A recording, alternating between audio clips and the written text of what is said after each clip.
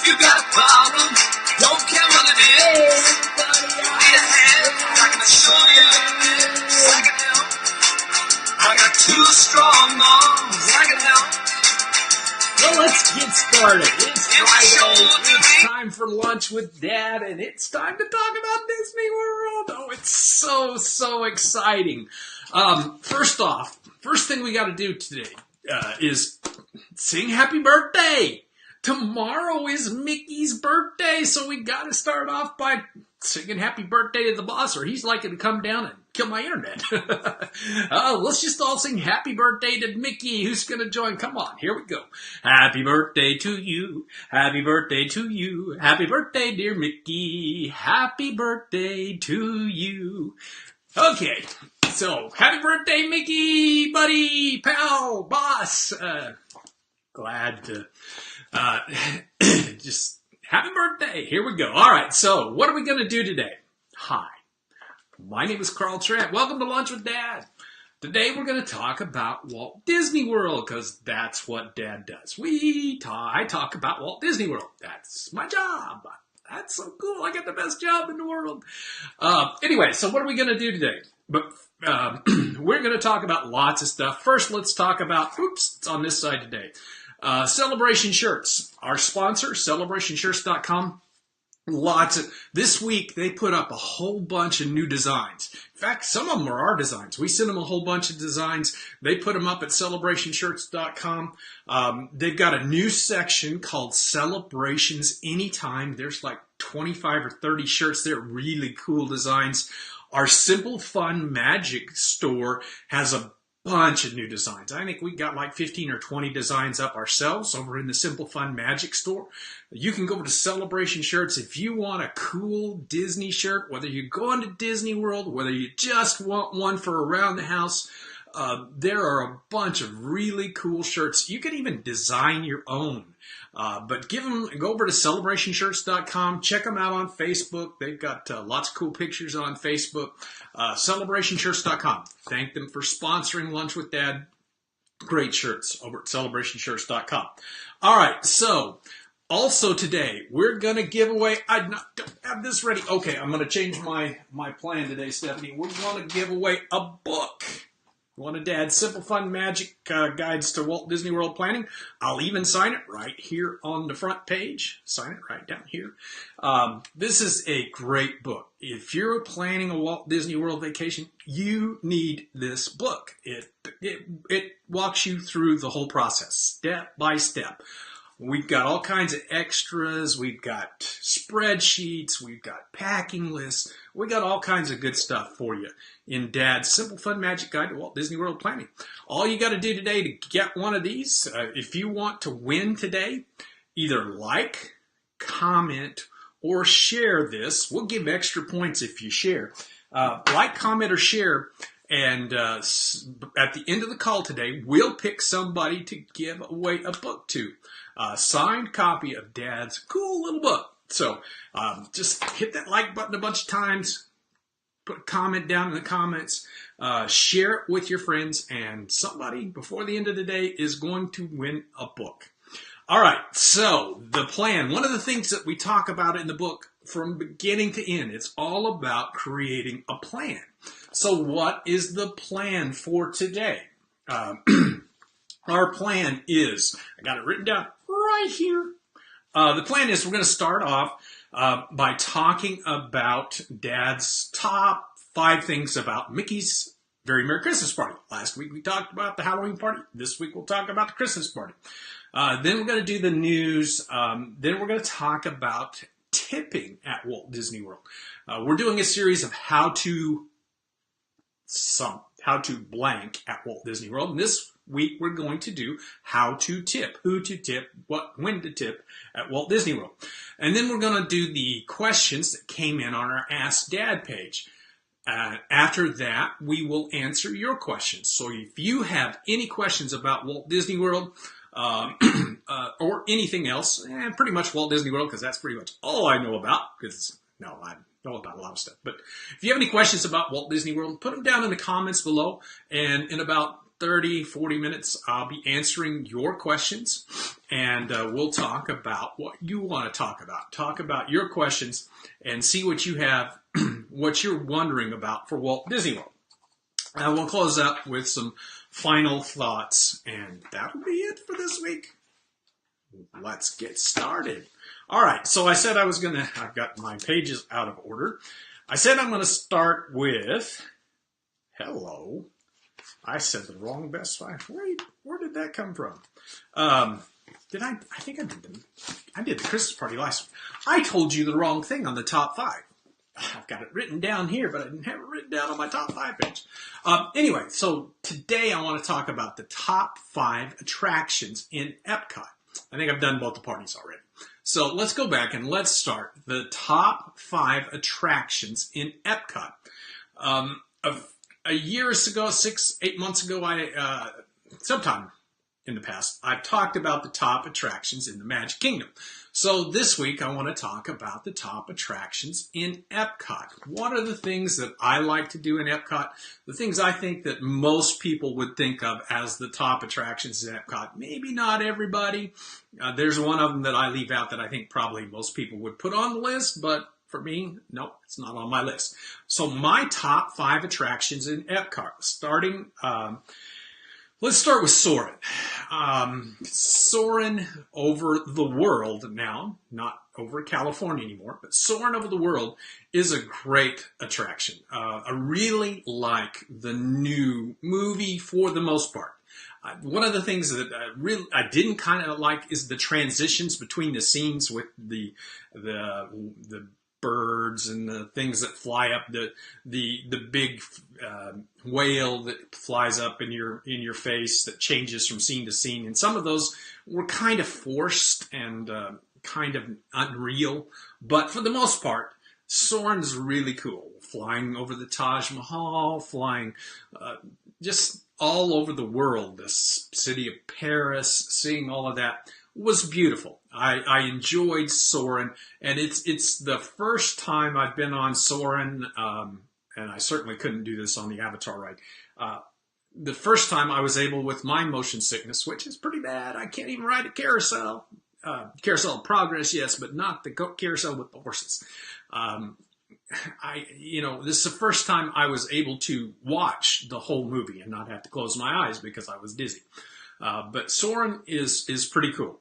All right, second of my 5 favorite attractions at at Epcot is the Jungle Cruise. Living with the Land. Living with the Land. I love going through that ride. I love how you go and you learn and you enjoy. It's kind of the very essence of what Epcot was meant to be. Entertainment and education at the same time. Love going through and watching how they grow the plants. We did the backstage tour back in 2016. Really was very interesting. That's just something that we've always loved to do. It's one of the things we have to do. One of our first must-do things as we plan our trip is to go to Living with the Land. All right, so the next one on my 5 favorite things in Epcot is Turtle Talk Crush. Dude, it's so cool. I just love going to Turtle Talk with Crush, and I love how the kid, even though I'm an adult, here I am, I'm 50-something, 8 years old. I still enjoy going to Turtle Talk and watching the kids interact with Crush. I love that technology where, it sounds just like Crush, but it's the kids are interacting with him directly. Just one of the best things. I love the jokes. I love the humor. I love seeing all the little things that happen in the background. It's just a lot of fun. It's just a lot of fun. All right, number 4 on my list of my 5 favorite attractions at Epcot is the American Adventure. Now, having the Voices of Liberty at the American Adventure really bumps it up, really puts it on the list because I love the singing, love the Voices of Liberty, but I just love the show, the whole background of America, the song, America, spread your golden wings. Oh, I just, the whole show, it just really does touch me. It's one of the few dark shows that I haven't taken a nap in, but I'm kind of bad about that. I've even slept through Carousel of Progress, but when I need a nap, I like to go in the dark shows and take a nap. So in Epcot, I go over to France, but not to the American Adventure, because that's where I watch the show, The American Adventure. So I really enjoy The American Adventure. And my fifth, probably my number one, this is probably backwards in order. My favorite ride at Epcot is Test Track. The new Test Track, I was really skeptical about the new Test Track, but I have, from the first time we rode it with the new design, with the building the car, I've enjoyed that whole experience even better than the old Test Track. I really like the idea of you build a car and you see how it performs. We had some kids with us on our last trip just a couple weeks ago. We had a family, grandma and two boys. They were 10 and 8, 10 and 6, 9 and 6, somewhere around in there. And we come up where you put your magic band up and it loads your car, and he put his magic band up and says, "I'm going to beat you. I'm going to be faster than you. I got 86 on speed on mine. What did you get?" And it was just went like that the whole time. It was just so much fun. And when we beat him in the first second, "Oh no, you beat me! Oh no!" But it was just so much fun to go through that with someone 10 years old that was so excited about Test Track. You didn't get that as much on the old version of Test Track. So I'm really a big fan of Test Track. Love it when you come out into 62, 63, 64 miles an hour, 64.9 miles an hour. You're almost always 64.9 miles an hour. But that's just really cool. Test Track is my favorite attraction at Walt Disney World. Now, that's 5, right? And so everybody might be saying, well, what about Frozen Ever After, Dad? What about Frozen Ever After? I've ridden Frozen Ever After once. I've got to say I loved the setup of the boats. The boats were the most comfortable boat ride in Walt Disney World. But I just not... Number one, I'm not a big fan of the movie. I got to tell you, it's just me. Not everybody's like that. Okay, I get it. I'm weird. But Frozen Ever After, one of the things is I don't get the story of Frozen Ever After out of the ride. And I think that might make it a little better if the ride told the story and you could see the love story that develops in Frozen, from the movie. But you don't really get that out of the ride. And so I think it could have been a little better. Yes, the scenes are beautiful. Yes, the audio animatronics are incredible. But while I think it's a fun ride, it's a good ride, it just doesn't make my top 5. Just be honest, doesn't make my top 5. That could change, but right now, it's not there. All right, so those are my top 5 favorite attractions at Epcot. So what are yours? Do you have something different than me? Do you say, "Oh, Dad, you're so stupid"? That's okay. Just what are yours? Go ahead and put them down in the comments. Love to hear what you think about I'd love to hear what your 5 top attractions are in Epcot. All right, so next, the news. Not a lot of news this week. It's kind of a quiet week, so we'll just get right into it. There is a new ramp or a new road that if you're staying at any of the Magic Kingdom area hotels, you used to always have to go through the parking parking plaza there where everybody has to pay for parking. You get over to the right, go through the parking plaza, and catch that road that went off to the right just past the parking plaza.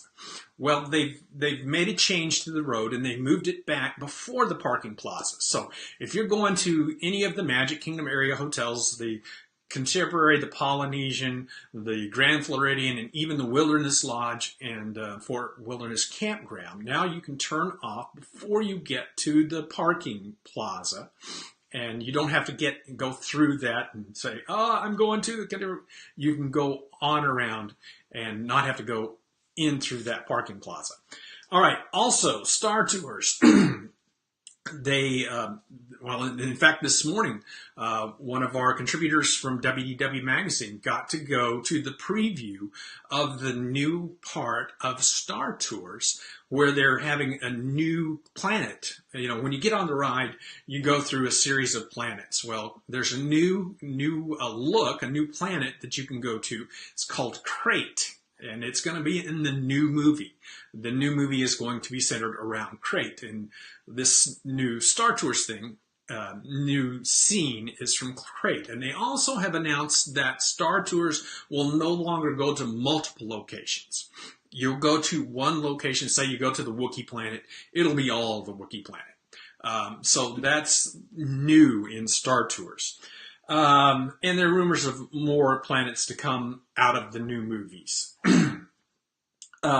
They did announce also this morning and before that on December 16th, the Galactic Nights special party, there's going to be some some Star Wars projections on Tower of Terror. You might have seen pictures. A lot of the Disney sites are putting up pictures of the new Star Tours thing over at Hollywood Studios.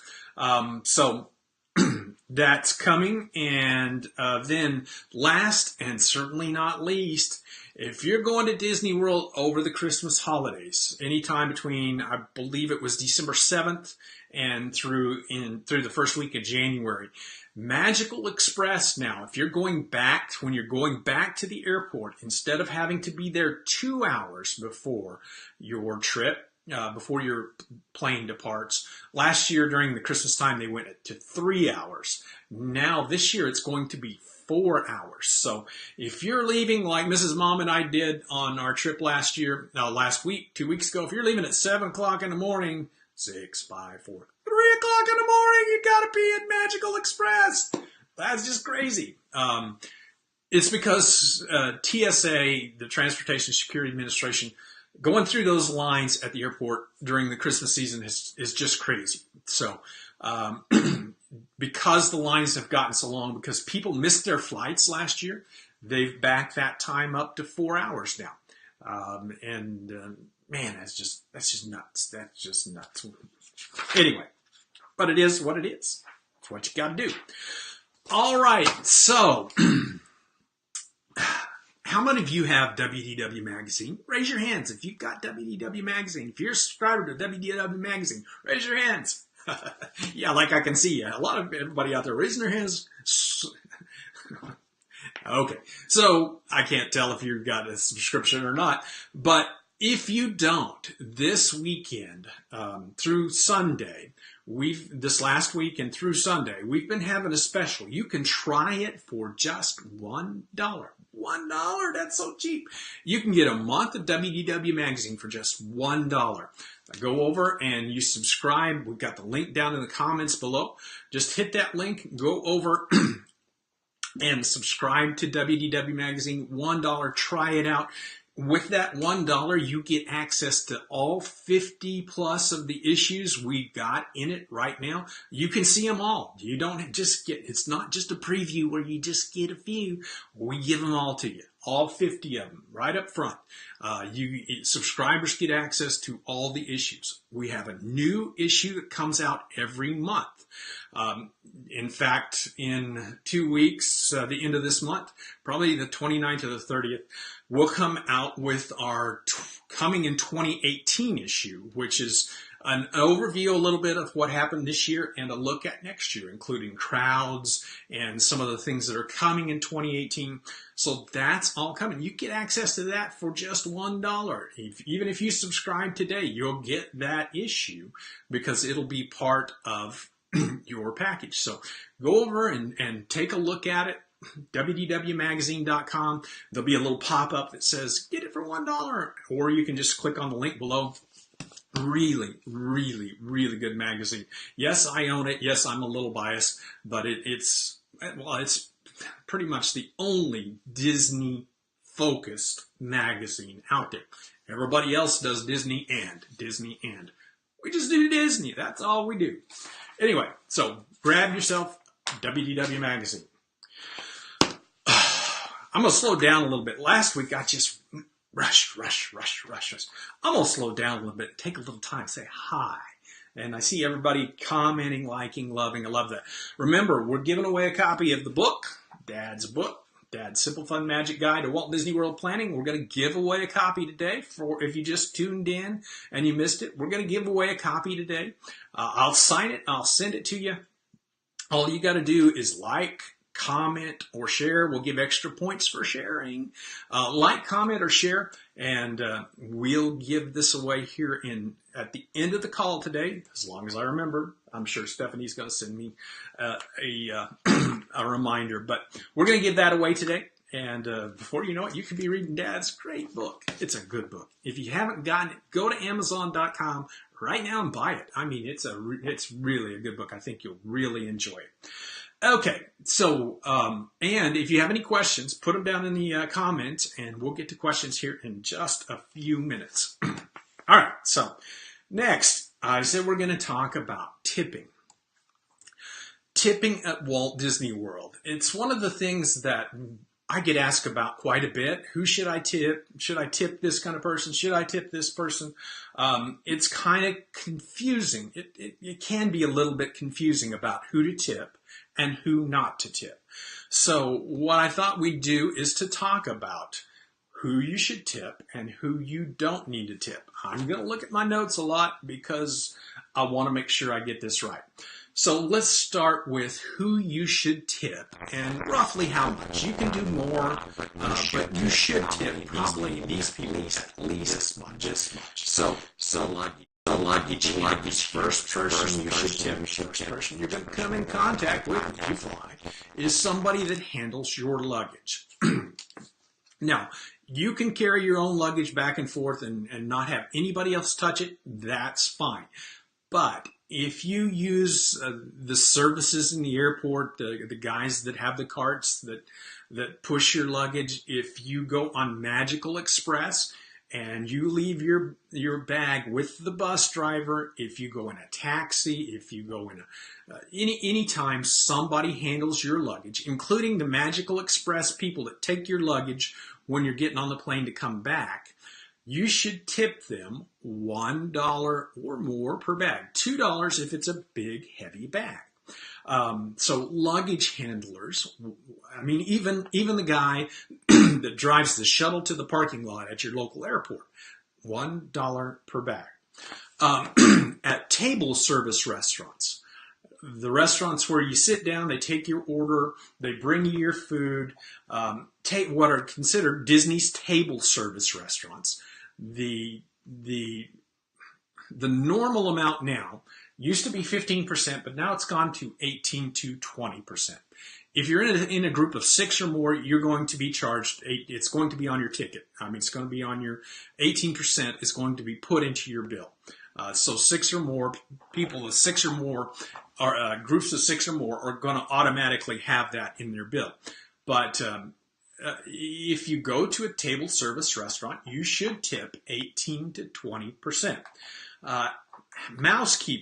Housekeeping, whatever you want to call it. Yeah, I know this is one that for years nobody did, but it's kind of become standard that you should tip $1 per day per person in your room. So if you have 5 people in your room, that's $5 a day. And the way to do that at Disney is to put it in an envelope.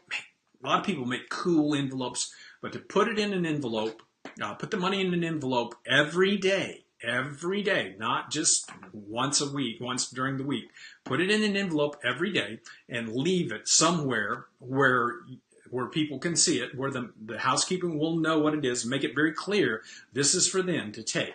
So $5 or $1 per person per day, and pay every day, because you're not always going to have the same person doing the housekeeping, the mousekeeping every day. All right, so personal services. You go to the spa, you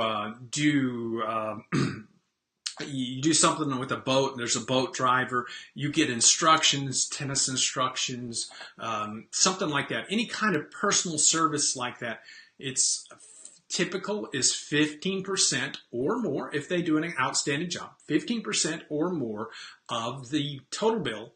All of these are before tax. Anytime it's you can look at the bill before the tax, and 15, 18, 20% before tax.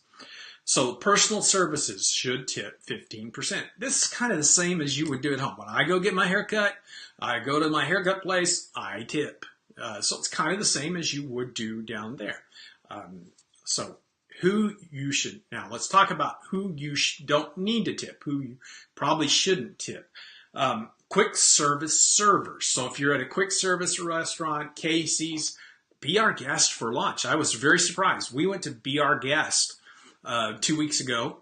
We were there for lunch. And, you know, those servers do a little bit more. They bring the food to your table. There's a little more interaction. It's not like Casey's Corner where you pick up your food, you go to your table, you get your own stuff, you get your own drink. Be our guest at lunch. Yes, you get your own drinks, but there's a little more interaction with the server. So we thought it would be nice to tip the server. And we talked to her about it. And she said, no, we don't accept tips at lunch. We have to take those and we have to put them and we don't see it. It just goes to Disney. So the quick service people at lunch, you don't tip. Quick service people, including be our guest at lunch, you don't tip. The concierge desks in the hotels.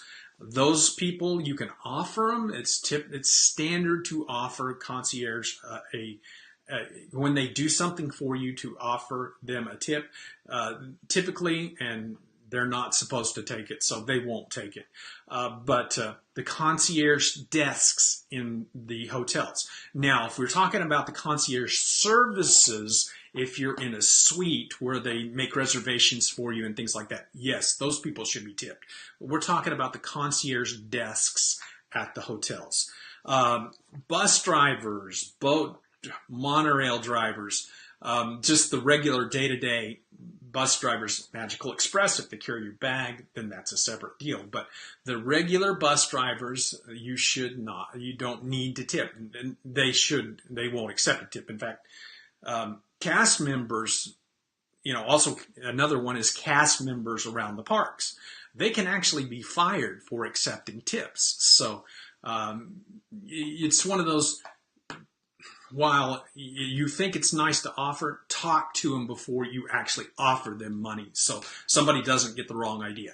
Ask them if they can accept tips. If there's any question, just ask, can you accept tips? And then you tip. So those people that you can't tip, what can you do for them? That you want to thank them, you want to give them recognition. There is a way that you can give those people recognition, even though you can't tip them. And that is through what's called, it's guest communications. There is an official comment card for cast members at all of the parks' guest services location. You get that comment card, you fill it out, make sure to get the cast members right off their name tag, get their name and their hometown, fill out that comment card. That does more for them, most of them, for the non-tipping ones. That is what shows management that they're doing a good job. They get a lot out of those good comments. So when somebody does something above and beyond, get their name, get their hometown, fill out those comment cards. Wait till you get home. When you get home, you can write, there's an address. We'll put it down in the comments. There's an address you can send it to. Just send a comment. Be sure you've got the name, where they were, describe what happened, and name and hometown, and send it into Disney. That really helps those cast members. Disney does pay very close attention to those kind of comments, and it really can helps them get promotions, all that kind of stuff.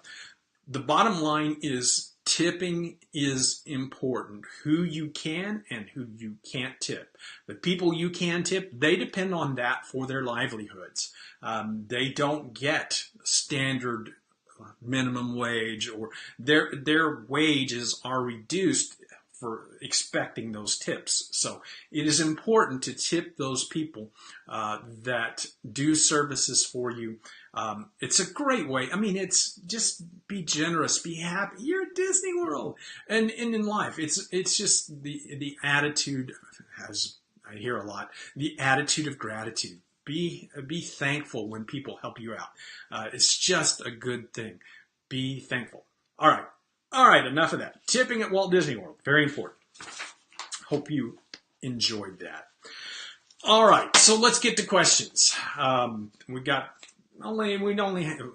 week we had 15 questions because we had 2 weeks worth of questions. So this week I think we got 7 questions. So we're going to run through the questions. I see we've already got 3 questions right now. If you have a question, put it down in the comments, and we'll get to your questions in just a minute. All right, so hang on. Mickey's birthday. Gotta take a drink. Okay, so last week I said there was one question I wanted to put off till next week because I wanted to spend some time talking about it. Well, we're going to kick off with that question right here. Here is the question. Is the dining package actually worth it? Also, is there a way to see the selections of food before purchasing? Okay, Disney dining plan. Is it worth it? Oh boy, oh boy, oh boy. I put this question aside because I really wanted to talk about it. I am not now. I would say nor have I ever been, but at one time I did like the Disney dining plan. But for years, I have not been a fan of the Disney dining plan. If you go to the Disney dining plan page, Dad's Guide to www.disney-dining-plan.html. If you go to our Disney dining plan page, you'll see right up front. I think the first thing I say, or at least right at the front, I say, I am not a fan of the Disney dining plan. The reason is, for at least 70, probably closer to 80% of people, Disney is the only one that makes out good on the Disney dining plan. Most people don't make money off of the Disney dining plan. Now, in fact, I've done the math, and it's really hard to do. I know people say, "Oh, I saved hundreds of dollars using the Disney dining plan." Bonk. Not possible. Can't be done. You would have to prove to me that you can save hundreds using the Disney dining plan. I don't believe it. I think that probably most people lose money. In fact, we did a little study. Stephanie, my assistant, did a little study, and there are only two credit restaurants where you actually are saving money by using the Disney dining plan. Only 2. Cinderella's Royal Table and lunch at California Grill. The rest of the 2 credit restaurants, you would be better off just to pay money for it. Pay money for it. I hear all the time about all these people that are converting. In fact, I saw pictures of somebody that converted a bunch of credits into snack credits and put it on and bought snack credits. They came up with, they were just piles of food. Somebody counted it and said over 100 snack credits were used to buy this food. That's just silly. That's just not a good use of money. So, a couple of years ago, I wrote an article about the 11 reasons I hate the Disney dining plan. Yeah, and hate's a strong word, but I really am not a fan of the Disney dining plan. I know it goes against what everybody thinks. I know everybody loves a Disney dining plan. I'm just not one of those people. I've seen such a degradation, the food quality at Walt Disney World, the food offerings at Walt Disney World have really declined through the years because everybody is trying to shoehorn their food into the Disney dining plan. Used to be you could go into Casey's, you could buy a hot dog, you could buy French fries, and you could buy a drink. and leave with just those items. Now it's all packaged together because of the Disney dining plan. I don't need, Mrs. Mom and I, we go to Casey's, we don't need 2 hot dogs, 2 french fries, and 2 desserts. We typically would get hot dogs, 1 for each of us, 1 order of fries, and 1 dessert, and we'd share it. So there are the things that I just think are not good about the Disney dining plan. Now, I know, I'm the crazy one, but that's just my feeling. So is there, if you're going to use it, is there a place you can go to see what's available for you before you purchase? Absolutely. You go to the Disney website, you go and find their dining, it's under things to do, the Disney World website, things to do, scroll down and put all dining, and you can see all of the restaurants at Walt Disney World. And you can click on the restaurants and it will say meal plan accepted for that restaurant if the dining plan is accepted. It also will have some pictures of the food that's available at that restaurant. Most of the restaurants do participate in the Disney dining plan. So if you want to see what's there, go to the Disney website. They've got all that information for you. All right, so the bottom line is I'm not a fan of the Disney dining plan. Haven't been for years. I've done it. I've tested it. When we tested it, we did save $38 on the Disney dining plan over 6 days. But that was going to and ordering and thinking about and having to think about what we were going to order, where we were going to go, and most of that was in the refill. It was $18. It's $18 we saved over 6 days, and that was the cost of the refillable mugs, which we would have bought anyway. So, not sure. For the most part, the Disney dining plan, for most people. Oh, and by the way, we do have a calculator. Forgot the calculator. We did create a calculator where you can go and you can see if the dining plan makes sense for you. You can go choose the restaurants you choose the restaurant you want. You put in the amount that you would spend at the restaurant, and it'll tell you whether it makes sense for you to eat at that restaurant or you to get the Disney dining plan. Nice little calculator. The link to the calculator will be down in the comments. But bottom line is the Disney dining plan, I'm not a fan, but you need to do the math. Do the math. That's what I always say. Do the math and see if it works for you. Okay, next question. This one's from Dan in Medina, New York. We are staying at the Flamingo Water Park Resort. We are trying to figure out the best, easiest way to get into the parks. Is there a park and ride that we can catch a bus or a shuttle right to the gates, or do we have to wait in line in the line of cars? Dan, I don't know of any parking rides around Walt Disney World for Walt Disney World. There might be, but I've not heard of any. I don't think there are.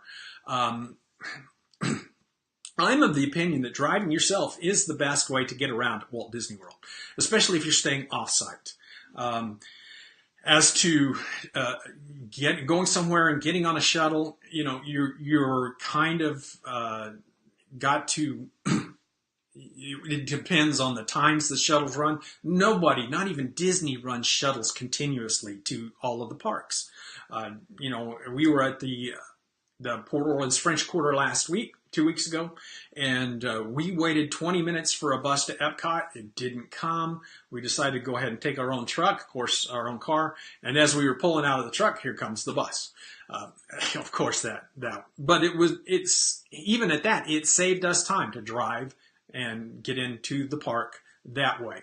As to the lines of cars at the parks, I don't know what you're talking about. I've never. Yes, at Christmas the traffic is crazy. There are lines of cars everywhere during the Christmas holidays when there's big. But if you were on a shuttle, you're gonna be in that same line. The shuttles, the buses. Everybody goes to the same point. Everybody going into the Magic Kingdom, including the buses, go to that big pavilion, that parking pavilion where everybody goes to the same place. You're going to be at the same place. Now, yes, there is a bus line, but you're not going to, and that's only for Disney buses. Other buses have to go through just like everybody else. So you're not going to save any time by using any kind of shuttle or bus service. You might save a little time at the Magic Kingdom because they get to go and drop you off at the front gate and not at the parking lot. But where you have to go on the monorail or the ferry over to the Magic Kingdom. But I'm of the opinion that waiting for a bus you won't save any time even going to the Magic Kingdom. So the bottom line is drive your own car. Go to the parking lot. You'll save time and hassle. All right. Next, this one is from Rachel in Bellevue, Washington. We are planning a trip to Walt Disney World for either the last week of November or 2019 or February 2020. We'd prefer to go during the holidays, but we're worried about the opening of Galaxy's Edge is going to turn a normally quiet time at the parks into a madhouse. And if it's going to turn Walt Disney World into a madhouse, will it still be a madhouse in February? Rachel, I can't wait for the new part of Hollywood Studios, the Star Wars Galaxy's Edge, to open. Supposedly, the official time still is summer 2019. So what does that mean for the crowds? We got kind of a peek of what that means when Pandora, the world of Avatar, opened in Animal Kingdom last year, or this year. This year, I guess. Time just kind of flies. I don't know where I am, who I am, what's going on. When Pandora opened, we kind of saw what it's going to be like when Star Wars and when Toy Story Land opened. So what I foresee is that, yes, the crowds will be crazy when Star Wars Galaxy's Edge opens. They will be crazy in Disney's Hollywood Studios. What we saw, the patterns we saw with Pandora, is that the overall crowds bumped up just a little bit, but not 20%. Maybe 3 or 4%, but not 20%. Now, the Animal Kingdom crowds, the Pandora, especially in Pandora, the 5 or 6 hour wait just to get into Pandora, those crowds were crazy, but the overall crowds, in fact, the other parks maybe were down just a little bit compared to what they would have been, when everybody was in Animal Kingdom when the park first opened, when Pandora first opened. Now, a month later, that had kind of balanced out to normal. So what it really kind of boils down to is, when will Star Wars Galaxy's Edge open? If it opens in summer of 2019, like it's scheduled to, then November 2019 is going to be fine. By that time, the crowds will go back to their normal levels. Hollywood Studios is going to be crazy. Yes, Hollywood Studios, Star Wars, Toy Story Land, it's going to be big and busy and crazy. But the other parks might be a little less busy. So it's all about, when does Star Wars Galaxy's Edge open? If it opens in October, November is going to be a problem. If it opens in the summer, September, November will probably be all right. So I might suggest you plan the February trip, but November should be all right, depending on when the new section of Hollywood Studios opens. And again, it's probably only going to affect Hollywood Studios. The other parks will be fine. All right, here we go. By the way, if you just joined us, if you have any questions, put them down in the comments below. I'll answer them here in just a few minutes. We've got like 3 questions already, 4 or 5, maybe 5. Also, we're giving away a copy of my book, my cool book. It's so good. Dad's Simple Fun Magic Guide to Walt Disney World Planning. I'm going to sign it. I'll send it to you. Just like, comment, or share, and you'll be entered to win. We'll give it away today during the call. All right, so we've got 2 or 3 more. Here we go. This next one. Next question. This one is from Holly in Arkansas. Hello. Hello, Holly. We will be visiting starting January 9th, 2018, and we will have our own car. We will be staying at Caribbean Beach Resort and get a bit frustrated having to stop 5 times before even leaving the resort. To get to the Magic Kingdom, do you recommend Disney buses or driving to the parking lot and park, then having to get out to the tram, to the transportation and ticket center? Also wonder about driving to the Polynesian and parking in the parking lot closest to the transportation and ticket center, which would be a very short walk to the monorail, which takes you directly to the front of the Magic Kingdom. That seems like it might be the fastest way to go. Thanks so much for your expertise. Holly, I have gone back and forth with this question through the years. I love driving a car. I'm all about driving a car at Walt Disney World. If you're in a value resort, if you're in the deluxe resorts around the Magic Kingdom, absolutely you use Disney transportation. Value resort, 50-50, Disney versus your own car, whether you'll be there first. Moderate resorts are a whole different animal. With all of the bus stops, with the waiting for the buses, I do not think that the best idea is to use Disney transportation if you have a choice. Now, if you don't want to spend the money to rent a car, if you don't have your own car, then yes, use Disney transportation. But if you have the option to use your car, yes, go to the Magic Kingdom. Go to the parking lot, park, grab a tram. Yes, it's lots of steps, tram to the monorail or to the ferry, and get to the Magic Kingdom. It seems like it might take a little longer, but with the waiting for the bus, with the extra stops that you make, either way, one way or the other, I believe you will find it just as fast or faster to drive your own car.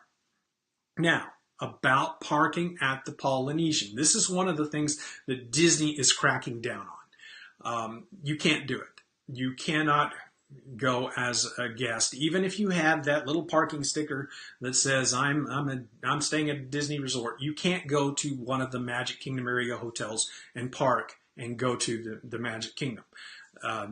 If you're staying in a Disney hotel, you are to park at the Disney parking lot for the Magic Kingdom. If you're going to, if you have a reservation for a meal, yes, you can go, but not to go and park. Disney is trying to figure out a way to monitor this and to stop it because it's really a problem at those hotels. So it's not acceptable for you to do that. Do go to the parking lot and park in the parking lot, grab the tram. I don't think you'll save all that much time because with the resort monorail, you're going to stop an extra stop. You're going to stop at Grand Floridian as you go over.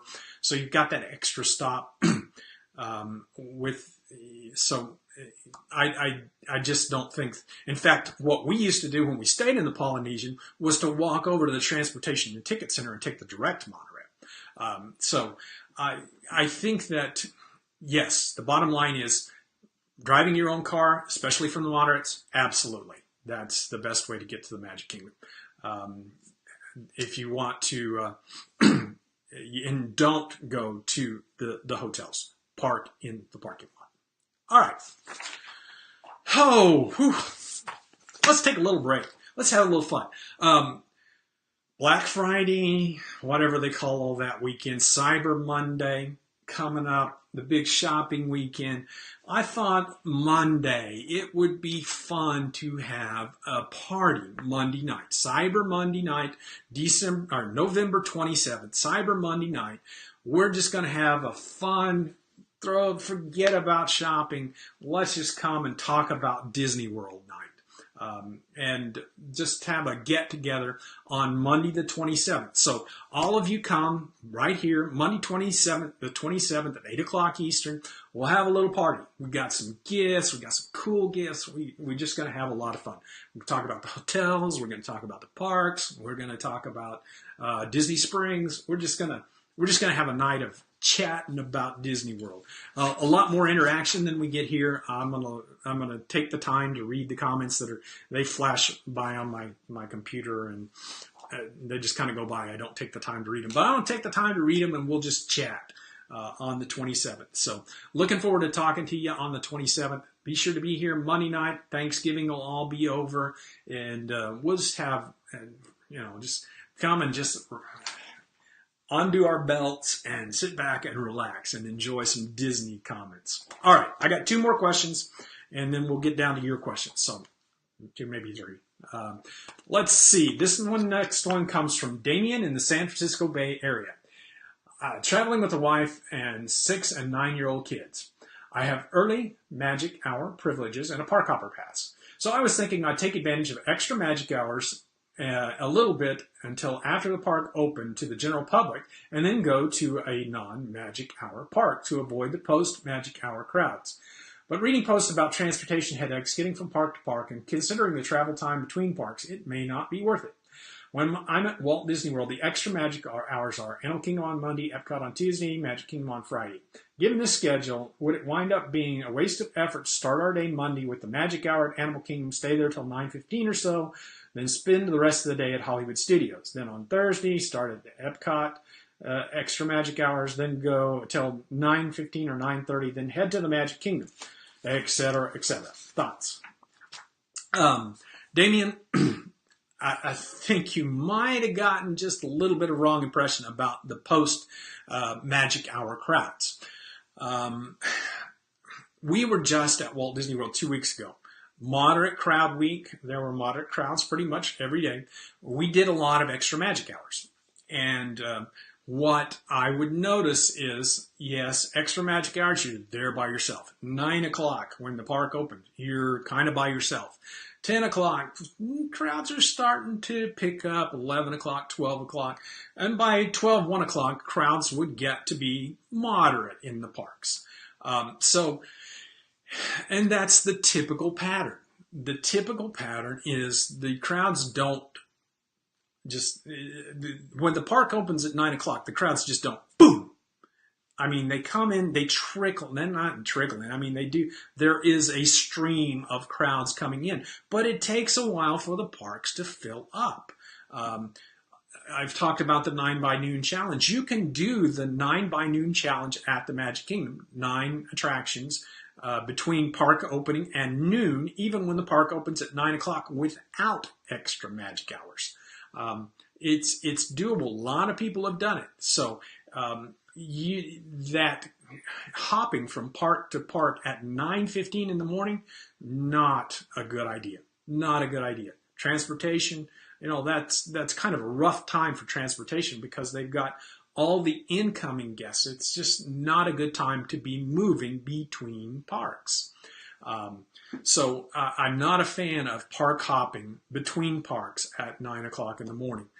Noon, 1, 2 o'clock, yeah, that's fine. My typical, more what I would suggest is you go to the parks, extra magic hours, fine, great. Spend the morning riding the rides, and then lunch, maybe see if there's an afternoon parade like the Magic Kingdom, seeing the afternoon parade. Go back to your hotel, take a little break, then come back or go to a different park in the evenings. For me, park hopping is all about going to Epcot to eat dinner. But that's just me. I know other people use it differently, but for me, that's what I use park hopping for, is going to different parks to eat dinner. But I'm not a big fan of just park hopping for park hopping's sake. All right, the bottom line is you might be overthinking things a little bit. You'll have at least half a day before the crowds get too bad. Unless you're going Christmas week, that's a whole different story. All right, let's see. Here we go. 2 more. We'll get through these pretty quick. This one's from Nancy in Chicago. Hi, Dad. I was planning a trip to Walt Disney World next November. At this time, as a matter of fact, the 10th through the 18th in 2018.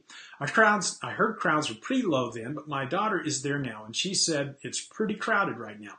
Some waits of an hour or so. Have the crowd patterns changed? Please let me know what you think. Thank you, Nancy. Nancy, yeah, the crowd patterns at Disney World have changed. There's no doubt about that through the years. But when we're talking about November, especially around the 10th, it's all about what day of the week is Veterans Day. November the 11th is always Veterans Day. The holiday is always November 11th. So if that's a Tuesday, you don't have any crowds, Wednesday especially. When it gets to be a Monday or a Friday or a Saturday or Sunday and people get 3-day weekends because of Veterans Day, then that does tend to bump up the crowd levels for the weekend. Right before that is Jersey Week, and this year Jersey Week crowds were up considerably, especially over last year and the year before. The pattern has been moderate crowds. This year was upper moderate to heavy crowds. So yes, when your daughter was there, the crowds were big. And that's going to be true next year over the weekend. Next year, let's see what I wrote it down. Next year, Veterans Day is a Sunday. So the 11th is a Sunday, the 10th is Saturday. So the 10th, the 11th, the 12th, Saturday, Sunday, and Monday, crowds will be pretty big. Moderate to heavy moderate. Not out of control, but moderate to heavy moderate. And then Tuesday, and that will come down from that point on. So the end of your trip will be very nice, not crowded at all. So like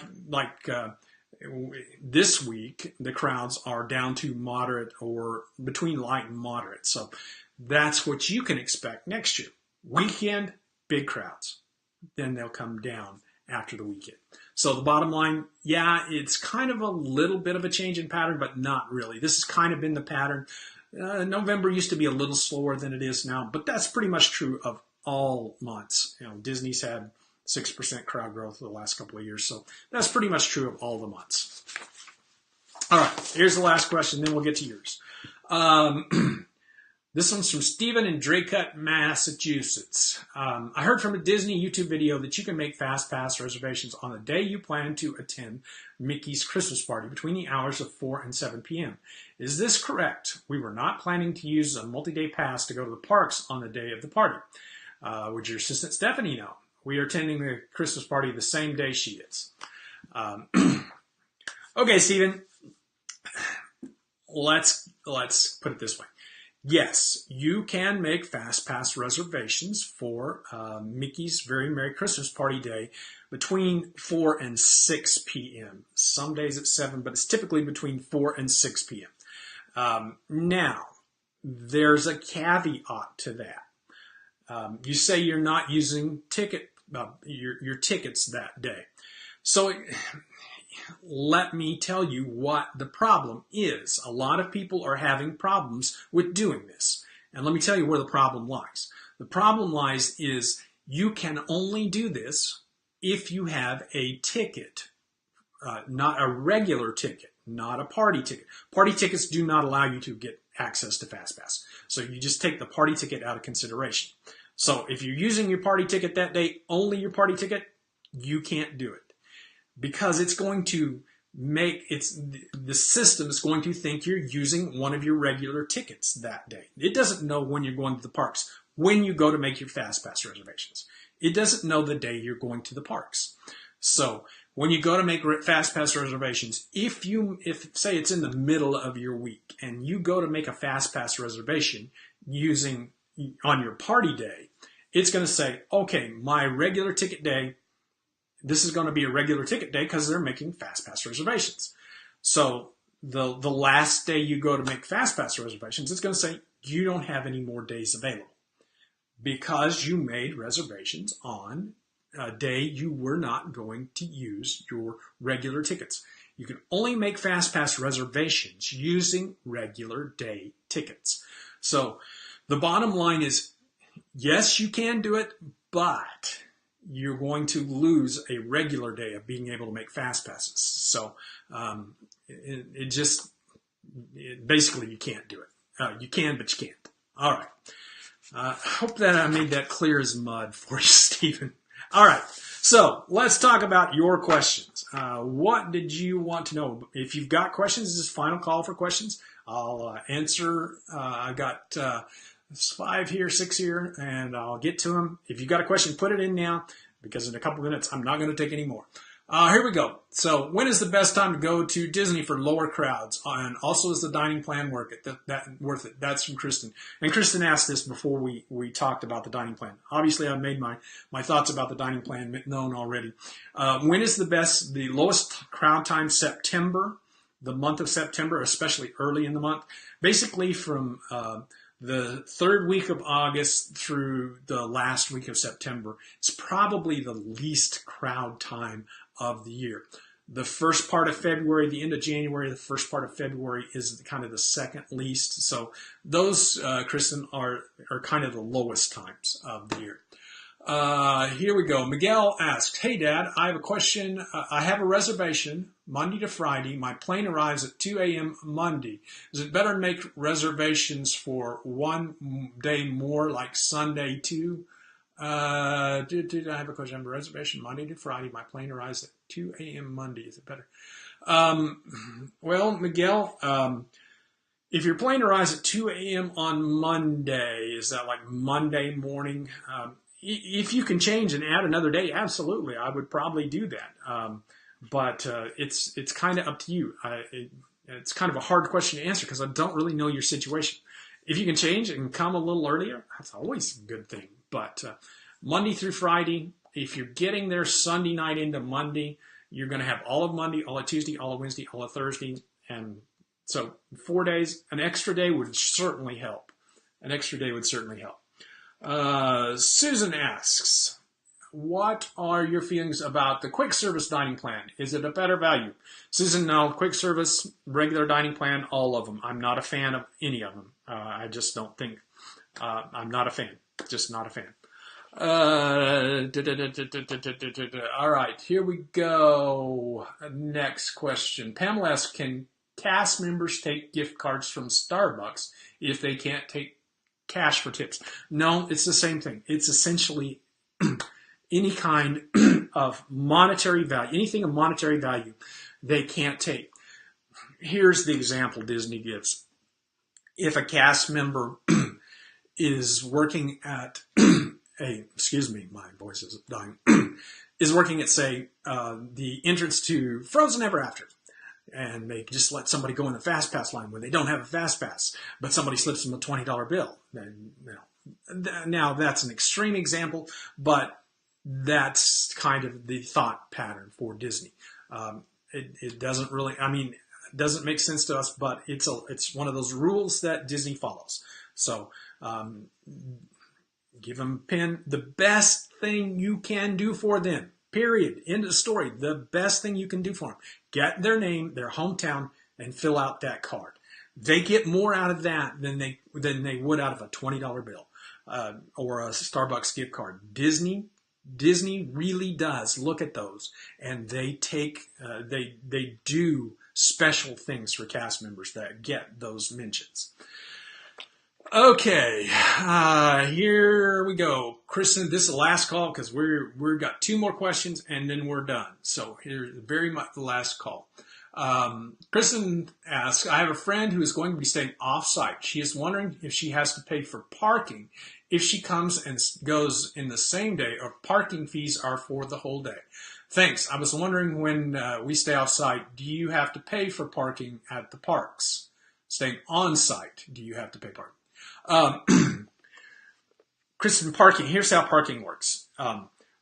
If you pay for parking one time, doesn't matter which parking lot it is, when you pay for parking one time, that works for all the parking lots.